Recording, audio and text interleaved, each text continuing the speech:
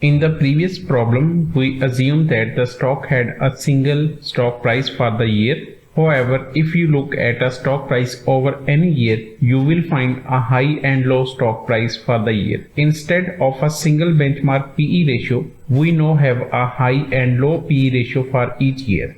We can use these ratios to calculate a high and low stock price for the next year. Suppose we have the following information on a particular company over the past 4 years. We have high and low prices for the past 4 years and EPS is also given for the 4 years. Earnings are projected to grow at 9% over the next year. What are your high and low target stock price over the next year? So we have high price for year 1, year 2, year 3 and year 4, 27.43, 26.32, 30.42, 37.01, and the low price 19.86, 20.18, 25.65 and 26.41.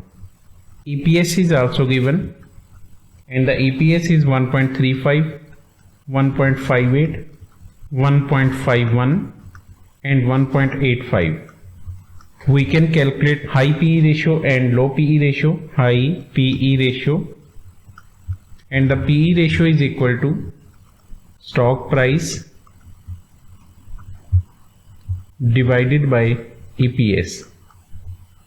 27.43 divided by 1.35, the answer is 20.319. For the year 2, the answer is 16.658, 20.146 and 20.005. And the low PE ratio 14.71, that is obtained by dividing 19.86 by 1.35. The next year is 12.772, then 16.987 and 14.276. We can compute average by using this formula, summation x divided by n. We will find the sum of all values divided by n. So average low PE ratio is equal to 14.686 and the average of high PE ratio is 19.282, and the EPS for the next year is EPS year 5 is equal to 1.85 into 1.09, as the 9% is a growth rate, and the next year EPS will be 2.0165. High stock price is equal to average PE ratio into EPS, that is equal to 19.282 into 2.0165, and the answer is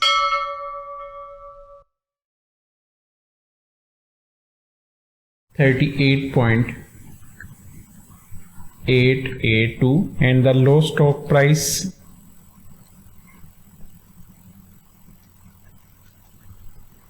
14.686 into 2.0165 equal to 29.615. So these will be high and low stock prices.